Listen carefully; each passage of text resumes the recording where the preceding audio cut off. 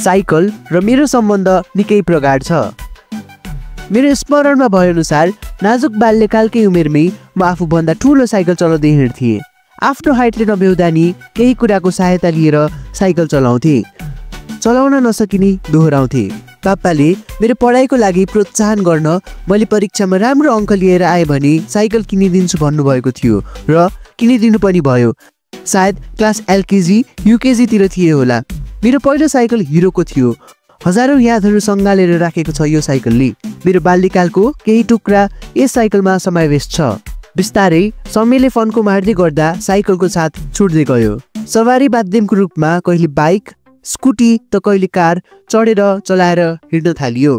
मनको भित्री कुनामा भने साइकल अगाउने गरी चलाउँदै विभिन्न नौलो ठाउँ अवलोकन गर्दै नवीन मानिसहरूसँग कुराकानी गर्दै फरक स्वाद भएको परिकार चाख्दै अनुभव बटुल्नु थियो। यही सबैलाई पछ्याउँदै म बेला बखत समय फुर्सद मिलाएर साइकल लिएर कहीँ न कतै डुलिरहेको हुन्थेँ, घुमिरहेको हुन्थेँ। आफ्नो बाल्यकालको रहर र भित्री मनको आकांक्षा तृष्णालाई मेटाउन आज मिति 2082 कार्तिक महिना 7 गते म र मेरो बहिनी काठमाडौँको प्रदूषितबाट टाढा स्वच्छ शिवपुरी नागार्जुन राष्ट्रिय निकुञ्जभित्र पर्ने हरियालीले भरिपूर्ण जमाचो गुम्बा साइक्लिङ गर्दै जाने निधो गर्यौं। उक्त गुम्बाको प्रवेशद्वार बालाजुबाट 2 किलोमिटर माथि रहेको छ।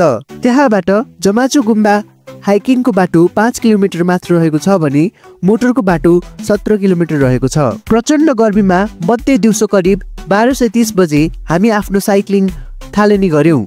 उक्त साइक्लिङ गरेको 1 घण्टामै बाटोको अवस्था, कठिनाई, त्यहाँको स्लोप टेरेन र हाम्रो हरकत रफ्तारले थाहा भयो कि हामी बेलुकी साँझ मात्र पुग्छौँ, फर्किँदा निकै अबेर हुन्छ भनेर। यही सबैलाई अड्कल्दै हामी फेरि पूर्ण पछि बेलामै आएर माथि चढ्ने बाचा गर्दै फर्क्यौँ।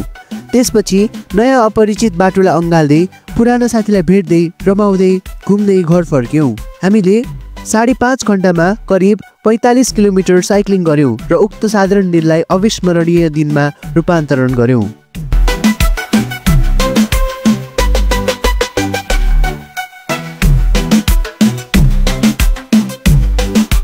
हेलो फ्रेन्ड्स, हामीहरू चाहिँ अहिले दिउँसोको 12:30 भयो र आज चाहिँ म यहाँ र म चाहिँ साइक्लिङ गर्दै जमाचो गुम्बा पुग्ने भन्ने हिसाब गरेका थियौँ। अलि निक्लिनलाई चाहिँ अलि ढिलो भयो, तर केही छैन। हामी चाहिँ अलि ठिक 12:30 भयो, हामी चाहिँ बाटोमा छौँ र भर्खरै चाहिँ स्कुटरलाई घरमा छोडेर मैले चाहिँ 2टा साइकल लिएर अगाडि आएको थिएँ र बहिनी चाहिँ बालाजुदेखि आइ र अहिले चाहिँ हामीहरू अगाडि बढ्दैछौँ। जमाचो गुम्बा भनेको चाहिँ अलिकति माथि चाहिँ एल्टिट्युडमा छ।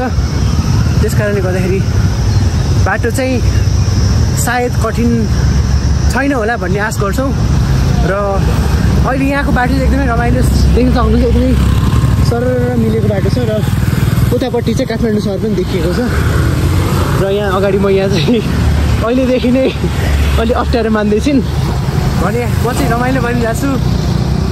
ल, see you there, till then, bye by.